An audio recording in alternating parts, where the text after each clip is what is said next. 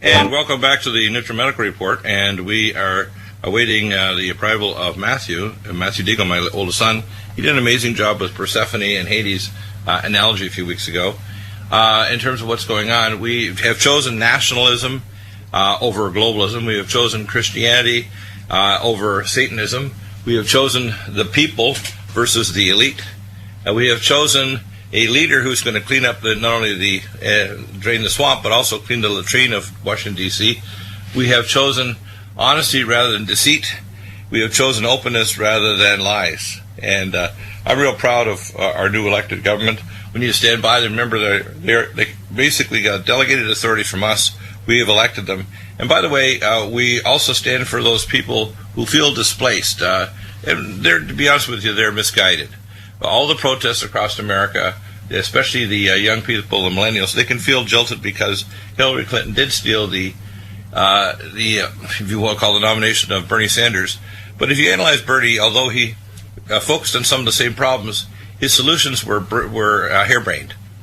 You can't just offer free education to people if you don't control costs. You can't offer free health care if you don't control the costs and build a new system.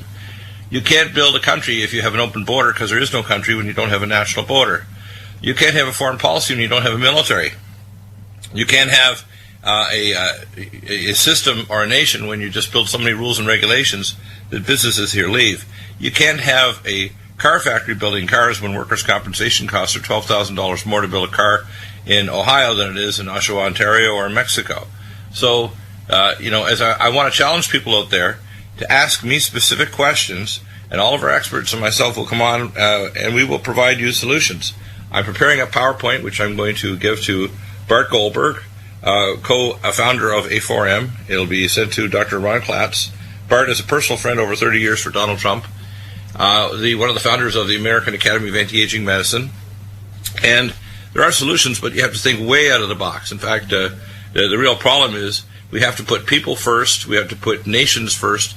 And by the way, once we set up a system that I'm recommending, and it's not going to completely replace it, you need to have a two-tier type system.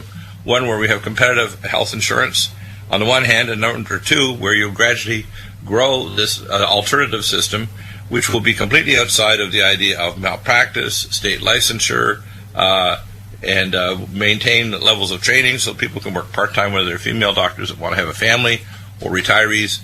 We want a system where people can laterally train and train up to become an expert in a specific healthcare field and prove competency. So, there are solutions to all our problems. We Americans are innovators. We have more than 90% of all the patents on Earth, which is why every year $200 billion in industrial espionage just by China alone, stealing our patents and then trying to upgrade them, just like the J-20 jet that the Chinese just recently showed off. And, of course, their communist centrally controlled government doesn't have the allocation problems of our corrupt government, where they build one aeronautical part in one town as part of pork barreling. That needs to stop.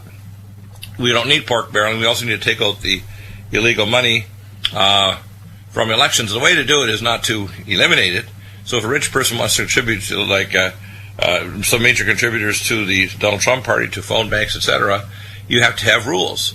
And those rules, if they're violated, they need to have consequences of either major fines or even jail time.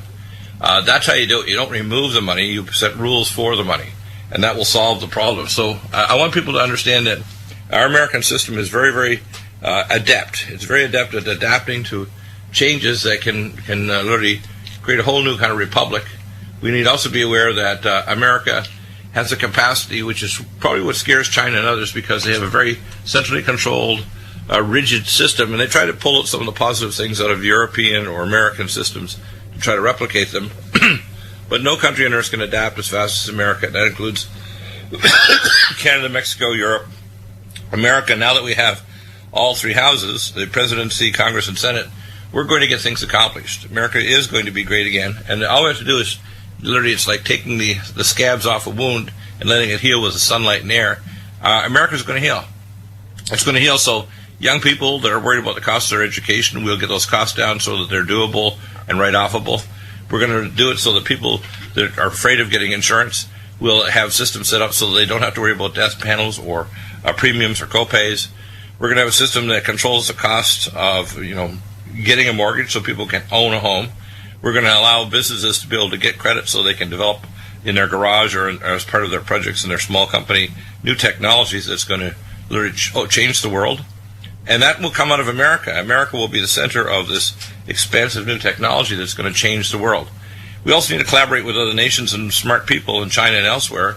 We want to build high-speed rail. Why not take the people that advanced the Bombardier high-speed rail system from Quebec, Canada, and have added 90 to 120 more kilometers per hour, and bring those scientists and technologists here. We also need to collaborate in space with Russia, China, and the European Space Agency on near space objects and the danger of galactic and solar events that could be very harmful to our world, including gravity waves from deep space from the approach of Nibiru, the red dwarf star that's causing galactic changes to our sun, solar output, and increase in volcanism and earthquakes on Earth caused by the release of nascent oxygen and hydrogen from ringwoodite and the deep mantle that drives literally all volcanism and earthquakes and periodically causes a lithospheric slip of the crust of the Earth every so many hundreds of thousands of years. So there are solutions, but the solutions come together like the coat of many colors, where we come together as a people. We come together to collaborate on projects like trying to reform Islam. Here in America, what we need to do is we need to make every Muslim sign a pledge that the Constitution comes first and they will not support Sharia law. And if they don't sign that pledge, they need to prepare to either leave the country on their own or be deported.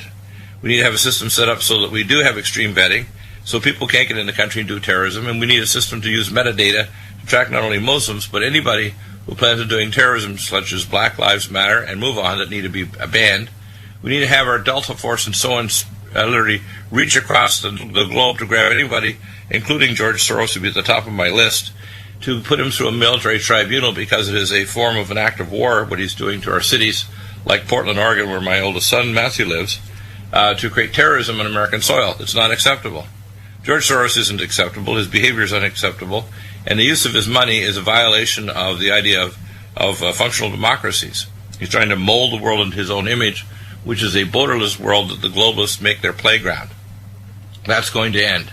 And what I think people should start to grasp is that, the world needs a chance. The world needs a chance. So we can collaborate with each other on things like, for example, one of the comments that Ronald Reagan said, if we had a major world challenge, this is after the fall of the wall, the Berlin Wall, such as an alien invasion, something or an event coming from outside of the Earth, that we had to come and collaborate together to survive, it would bring all the nation states together. Well, we do have those events. We have galactic and solar changes occurring to increase the risk of a coronal mass ejection or a kill shot. We have the danger of climate change, which is not due to CO2, it's due to gravity waves affecting volcanism, earthquakes, and the upper ionosphere. We're also doing meddlesome things that are a danger to the planet by changing the upper atmosphere into a plasma. That's part of our U.S. weapons system called the second level or theater air defense. We are doing things that also, in the wrong hands, could be used as weapons of war. So a future administration that's not kind, such as Donald Trump's, might use our advanced weapon systems to make us impervious to missile attack and therefore crush other nations that won't fall into line. So we need to stay in constant repentance. This allows America to have the grace to start repenting, to show strength through greatness and grace, and to not be the doormat for other nations, make sure that they pay their fair share for defense, but not proliferate nuclear weapons.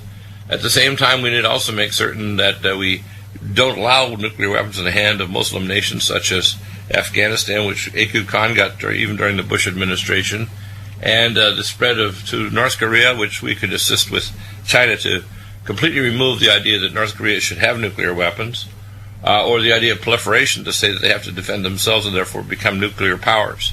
This is extremely dangerous because the launch on command sequence narrow time period makes it much more likely that a nation such as India and Pakistan could launch within a 2-minute time window instead of a 20-minute, which we have with Russia. So it's a dangerous world if we let it be dangerous. It's a safe world if we are vigilant. And strength is one which is well informed.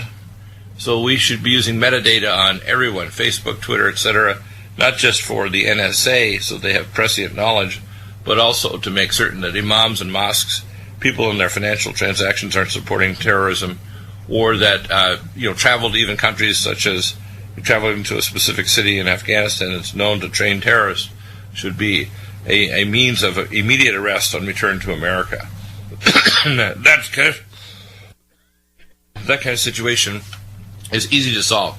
All of the major, quote, terror, quote, lone wolf terrorism activities have all been tied directly to metadata which we could have stopped immediately, such as the Pulse nightclub bombings, the terrorism at by Mateen, the issues in other places, and so on.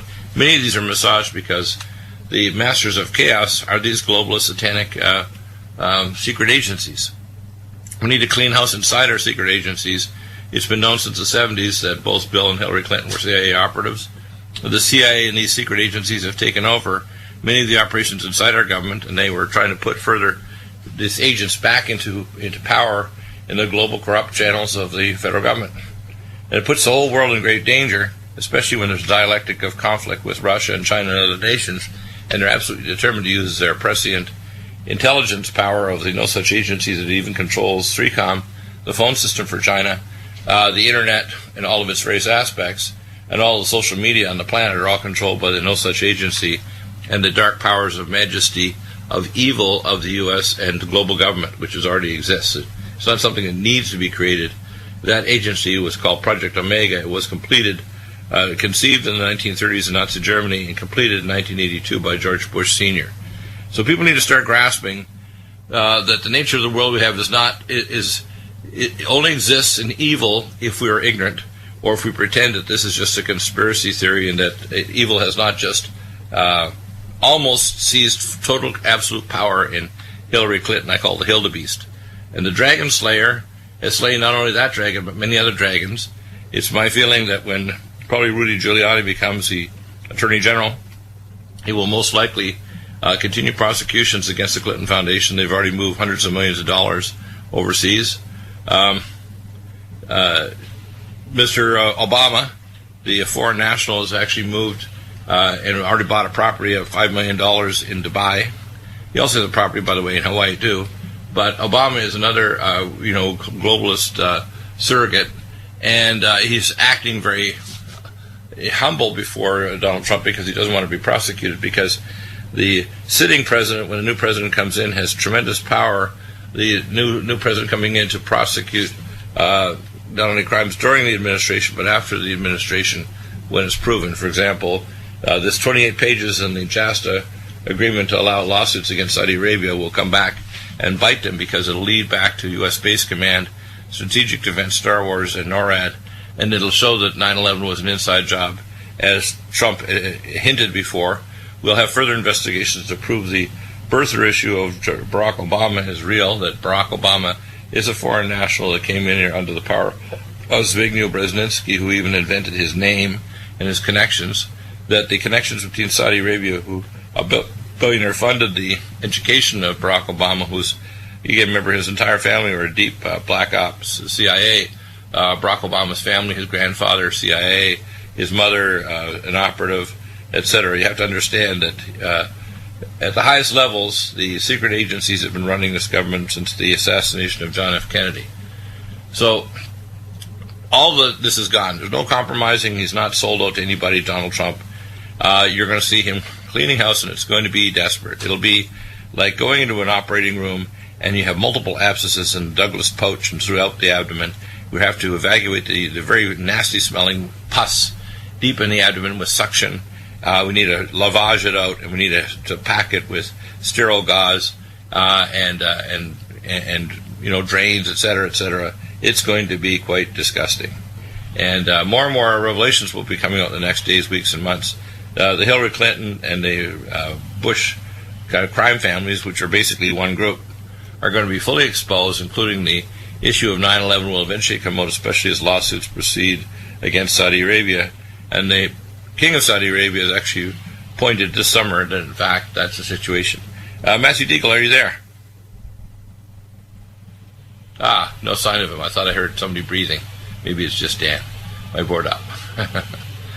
So, we'll track Matthew down, and we'll see what his comments are about the election. I'm very proud of what's going to happen, but I really want to say, if we're flying a high-speed boat across the water and bouncing across at 76 knots. We have to be aware that if we don't keep our hand on the steering mechanism, if we don't watch where we're going, we're going to hit a wave and turn the boat over at high speed, and we're going to drown. So we need to be aware that there's some grave dangers occurring right now, and those dangers mean that people need to be vigilant. They need to also make sure that they tell their congressmen and senators to collaborate and cooperate with the positive agenda of the Trump agenda.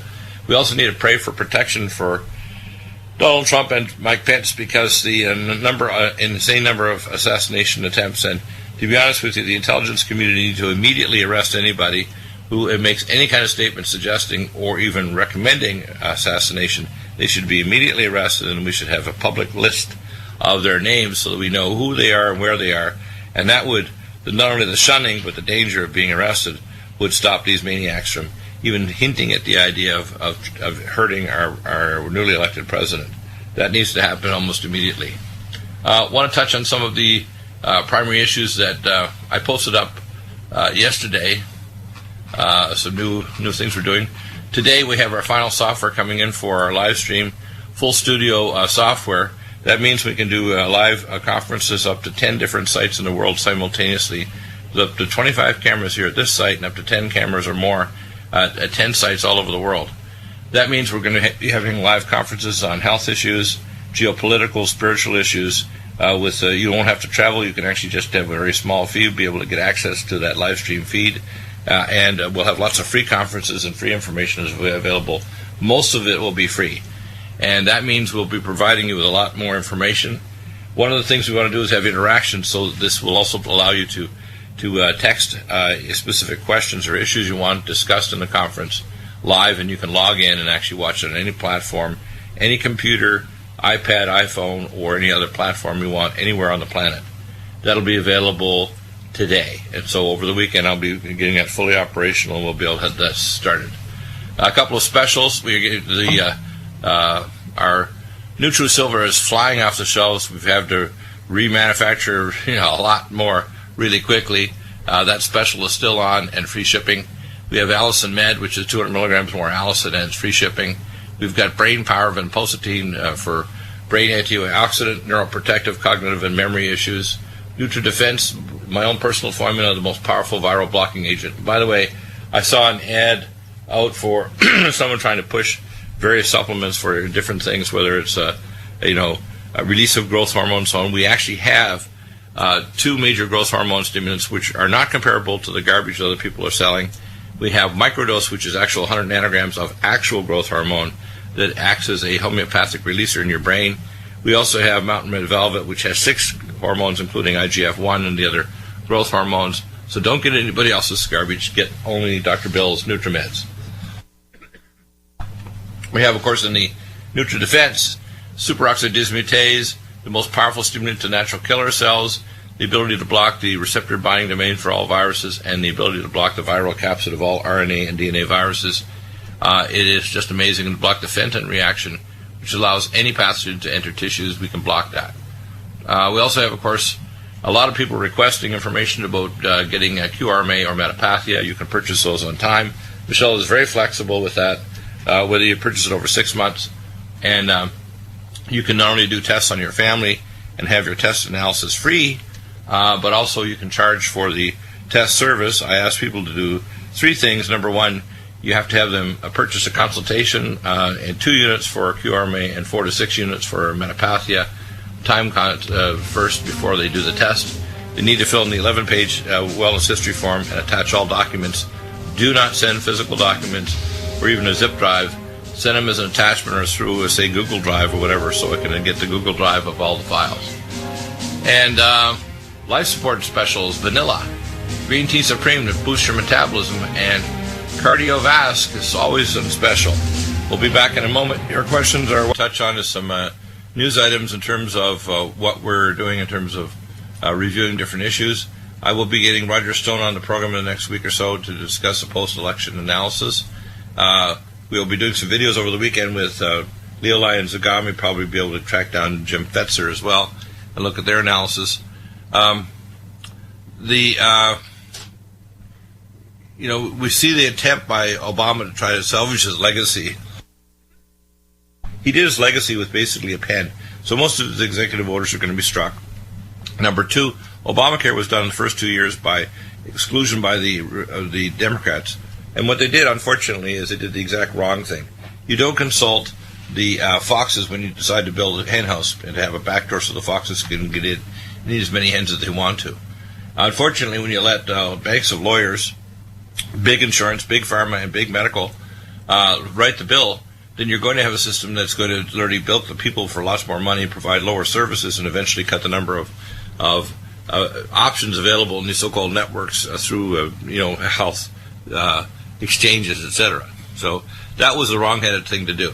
If Obama wanted to do it, he should have had his hand on the tiller more specifically in terms of exactly what policies and how you're going to implement them. The same way as they implemented the idea of putting a fence, if you want to call it, or a wall, whatever you want to call it. In some places, you can't put a wall up because you have to have access to the Rio Grande River.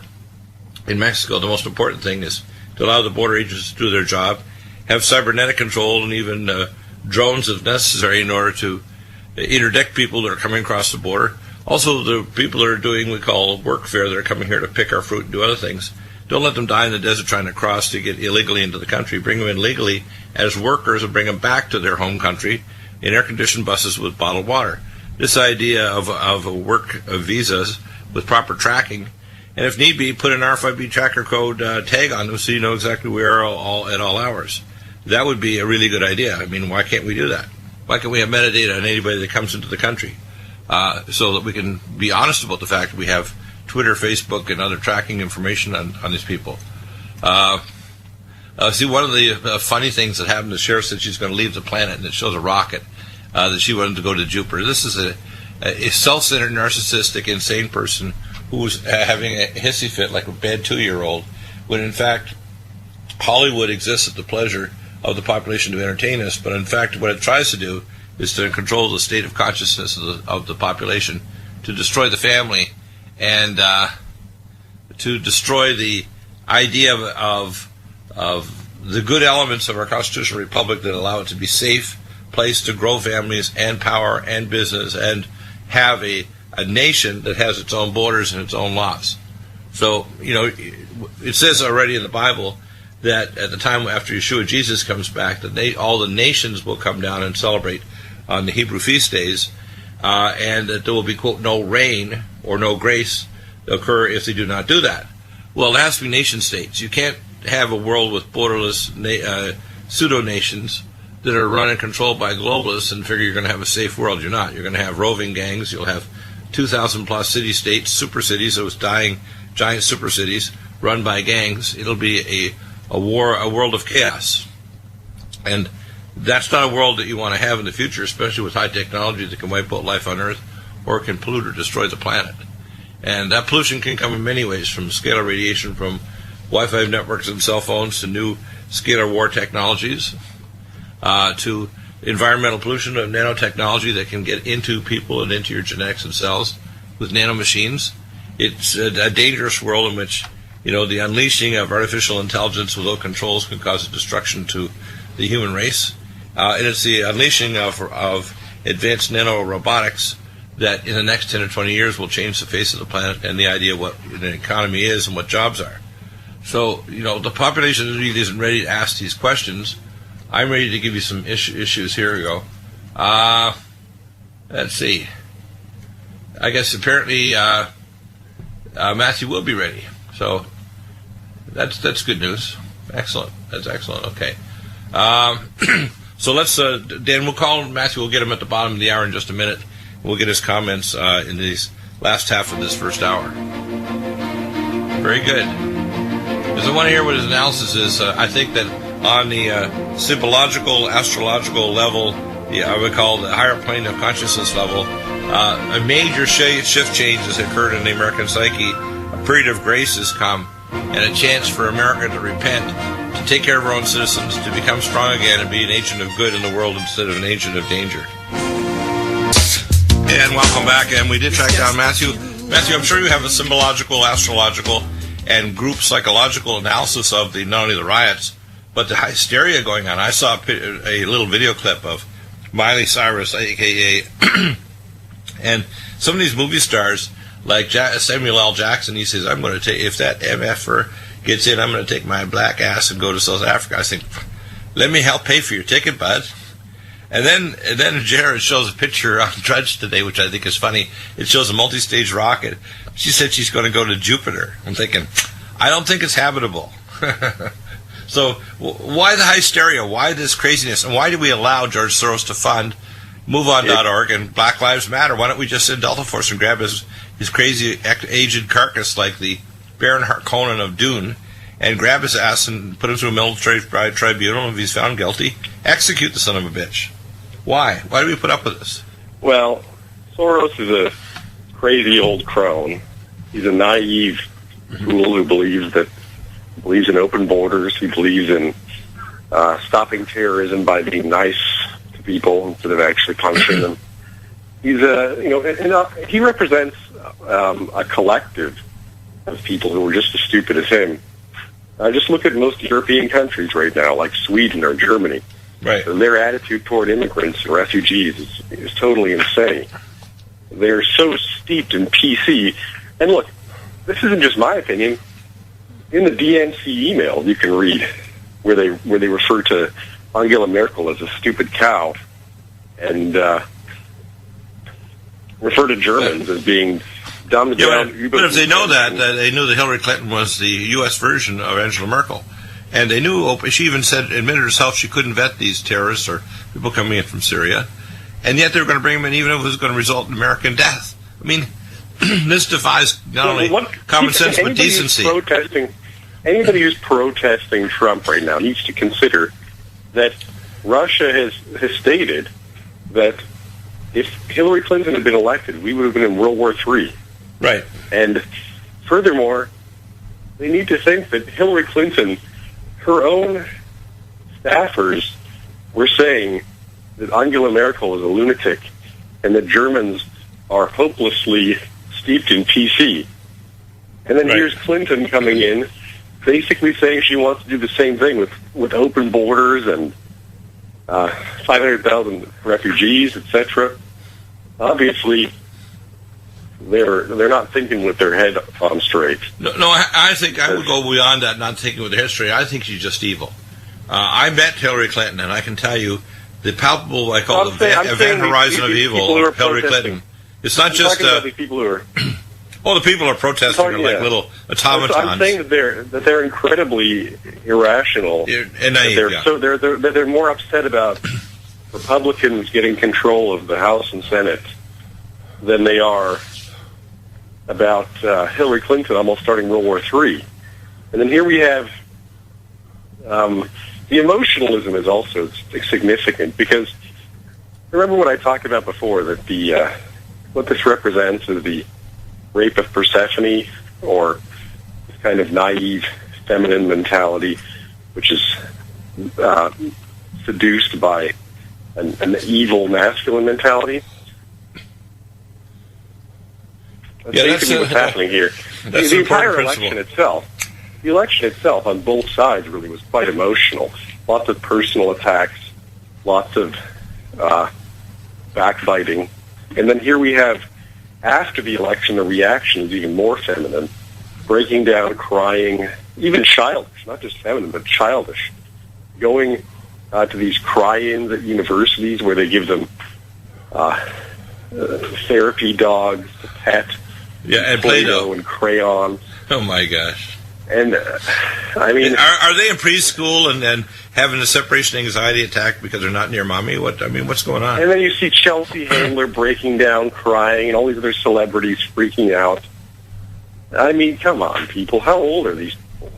And some of them, by the way, are comedians, so they should be tough enough. If you're a comedian, you need to be tough enough emotionally. You can handle being roasted or losing at times, and realizing also that you're not the prescient super intelligence that you're not always right. They're saying that they want to move to other countries. Like she says, I really want to move to Spain right now. Like, come on, you want to move to Spain? Why Spain? They probably already own a villa there, so just go to your villa. That's what I say. And then she says, but her friends have told her she has to stay. Like, I mean, isn't this the mentality that they used to criticize Jews for having as well? where they would just go from one country to another whenever it was convenient, and didn't have any loyalties. It seems like this mentality is now spread to everyone.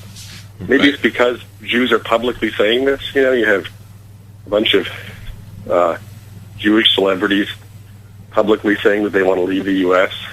Yeah, but you have to in response, a lot of non-Jewish celebrities join in on the Hebrew mentality of just abandoning your country when things aren't going the way you want them to. Well, let's look at the elements of why the Khazarian Jews have maintained control. And I'm going to go way back. This is before King Balaam, so many centuries ago, decided that rather than turning Christian or Muslim or Jewish, they decided that they were going to become Jewish, because the Jews at the time were the Babylonian Talmudic Jews that basically believed in the Talmud of Babylon. So they weren't like the ancient Hebrews at all. And the belief systems of the apostate now Jews were virtually identical to the Khazarians, who are, by the way, the tribes of the Sultan. We don't have to get into the history. The main point is, I wanted to say this let me just say it for a minute, Matt, and then I want you to respond, because I do have a big question in it. So the Khazarian Jews would attack the Silk Trail of all the caravans heading from, say, the primary place it hit from was Damascus, Syria, the oldest continuously lived city on earth.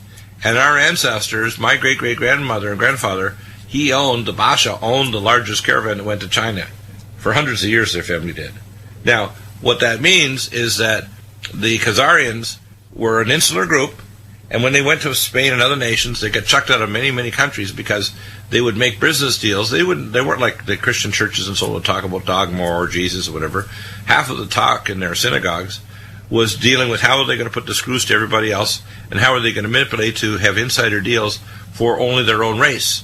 So they actually created a dialogue and included it in their theology that everybody else was a soulless dog, and the only ones with real souls were, quote, Jews, which is not the word praise or it was Jews at all.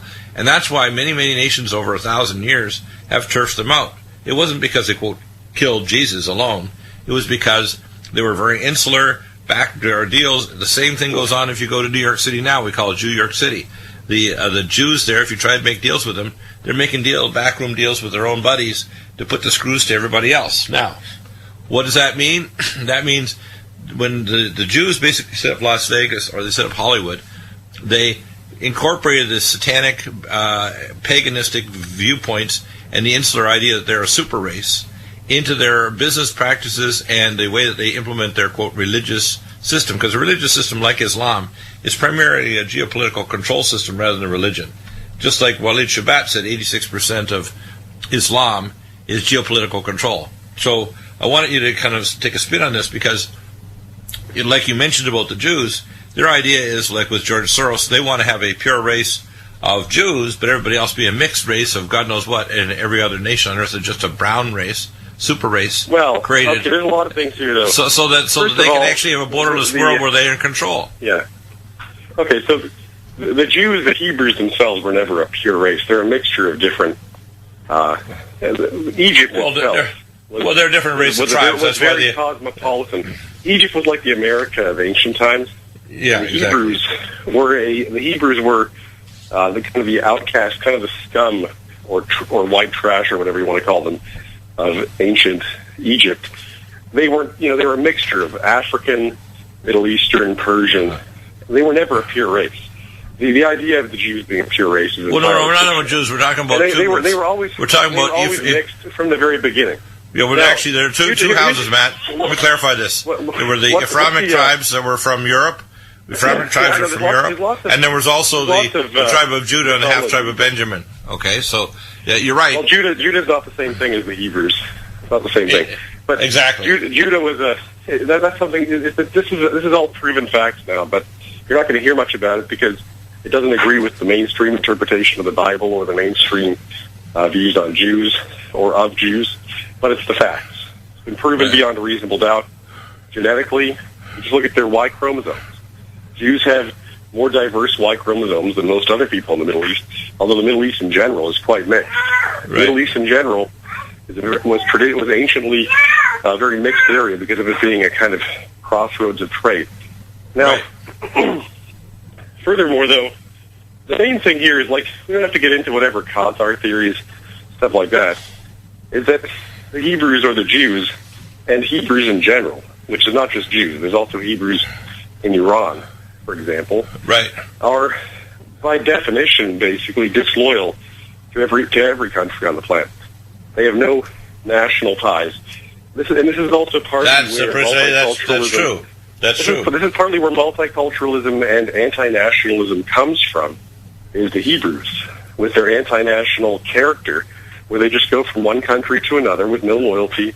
And now there are nationalistic Jews now, like Zionists, right? It's ironic people are always talking about the Zionists, because the Zionists are nationalist Jews that are not just going from one country to another. The majority of Jews in this country, however, are liberal and are very anti-nationalist, very disloyal to any country. Right. So it's no surprise that we see. And the other thing about the Jews, like you talked about scheming against other races or whatever. Well, in reality, as I said, the Jews aren't a race, first of all. They're a religion and a culture, a people from that religion. Secondly, most Jews have been bred to be naive by the religion. Just like any other religion, no matter what the founder of the religion taught, the overlords of the religion use it for political purposes and have intentionally made Jews, on average, naive and emotionalistic. That accounts for the vast majority of this behavior, naive emotionalism. Even George Soros, I think, is a naive emotionalist. Now, of course, there are the real, saturnine people inside Judaism, just like in the Catholic Church. They're, just bloodthirsty vampires or usurers and stuff like that. But that's a minority, and the way that those people are kept in power is by the naivety of the mass. Just like in Catholicism or any other religion or Islam, the evil parasites are kept in control by the fact that the average person doesn't think rationally and is childish. And that's why when people are in a state of shock when they hear that the Vatican is having ceremonies honestly, yeah. You want to see a good analogy to the Jews, just look at Mormons here in the U.S. You've got Mitt Romney, who I think is a very evil person, right? Who is a parasitical, vampiric person, and he's supported by a lot of Mormons because of their naivety, their childishness, and because of his supposed affiliation with their church. He's supposedly a bishop, just like the rabbis who are abusing little boys and the bankers who are starting wars and profiteering off them are being protected by Jews out of their naivety. Trump's campaign mentioned George Soros, and some Jewish organizations claimed it was anti-Semitic. It's like saying that criticizing Mitt Romney is the same thing as wanting to bring back shoot Mormons on sight laws. It's not. It doesn't follow at all. No, it doesn't. In other words, you have one bad guy who's manipulating the naivety of the masses. You can criticize a crazy person or a psychopath or whatever who just happens to belong to a certain culture or religion. Doesn't mean you're calling for pogroms. Right. Now, honestly, what these people have done all along is surround themselves in naive human shield that usually take the bullets for them.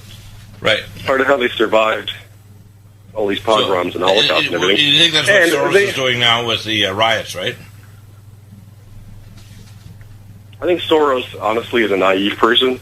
I think that ultimately what this was is I think that the Hebrews, the Jews, were the instrument of somebody else. And that somebody else was extremely cynical and extremely, you might say, evil.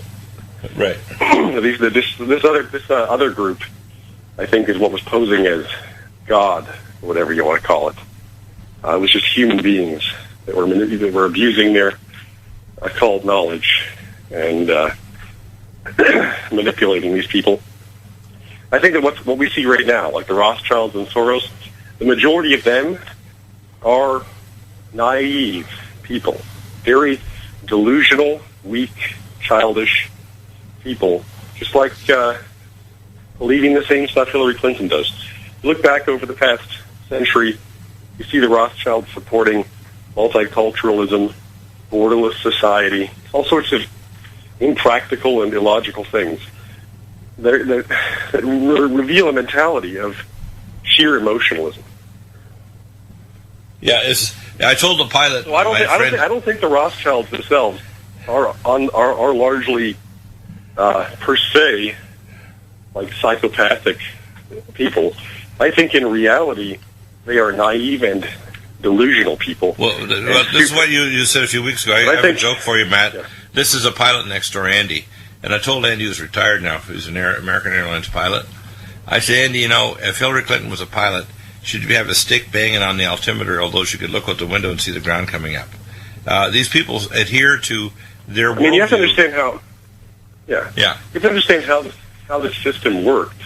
Right. There are different religions were controlled by the secret society, whatever you want to call it. Right. Is that you had the majority of people involved didn't know what they were really involved in and were dumb. They were chosen for being dumb, childish, naive, and obedient. That's the reason why all the religions promote that behavior.